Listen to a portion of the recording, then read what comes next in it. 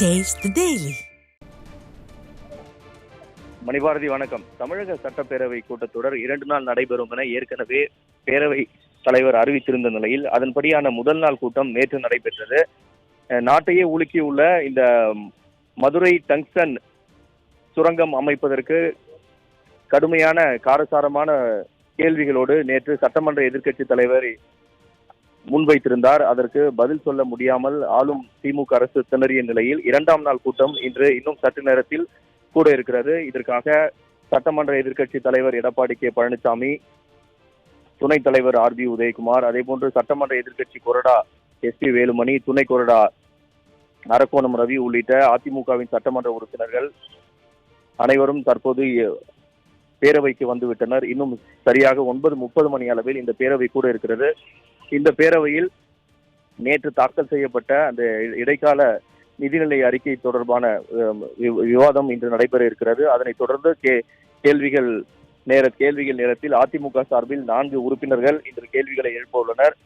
குறிப்பாக வேப்பனஹள்ளி தொகுதியை சட்டமன்ற உறுப்பினராக இருக்கக்கூடிய KP முனுசாமி, அதே போன்று கங்கவள்ளி தொகுதியின் சட்டமன்ற உறுப்பினராக இருக்கக்கூடிய நல்ல தம்பி, அதே போன்று கோபிச்செட்டிப்பாளையம் தொகுதியின் சட்டமன்ற உறுப்பினராக உள்ள செங்கோட்டையன், புவனகிரி தொகுதியின் சட்டமன்ற உறுப்பினராக இருக்கக்கூடிய அருண்மொழி தேவன் ஆகியோர் நேரடியாக கேள்விகளை எழுப்ப இருக்கின்றனர்.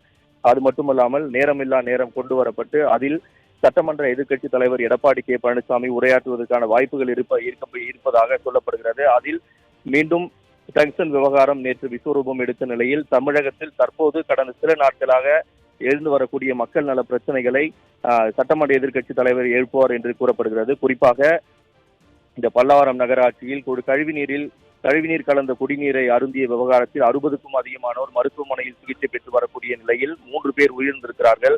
இதற்கு அரசின் கவனக்குறைவே காரணம் என இதற்கு அரசு உரிய பதில் அளிக்க வேண்டும் என்ற ஒரு விவாதத்தை இன்று இந்த நேரமில்லா நேரத்தில் எதிர்க்கட்சி தலைவர் எழுப்புவார்கள் என்று கூறப்படுகிறது. அது மட்டுமல்லாமல் பெங்கல் புயலின் போது ஏற்பட்ட பாதிப்புகளுக்கு அரசு முன்னெச்சரிக்கை நடவடிக்கைகளை எடுக்காதது போன்ற பல்வேறு பிரச்சனைகளை இன்றைய பேரவை கூட்டத்தில் சட்டமன்ற எதிர்க்கட்சி தலைவர் நேரமில்லா நேரத்தில் எழுப்புவதற்கு உண்டான வாய்ப்புகள் இருப்பதாகவே சொல்லப்படுகிறது.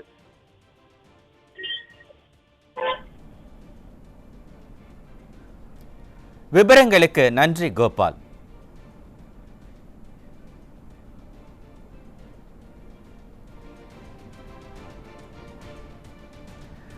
தமிழக சட்டப்பேரவை இன்னும் சற்று நேரத்தில் தொடங்க உள்ள நிலையில் தமிழக சட்டப்பேரவை கூட்டத்தில் பங்கேற்பதற்காக எதிர்க்கட்சி தலைவரும் அதிமுக பொதுச் செயலாளருமான எடப்பாடி கே பழனிசாமி தலைமையில் அதிமுகவினர் வருகை புரிந்துள்ளனர் என்ற அண்மை செய்தியை பார்த்து வருகிறோம்.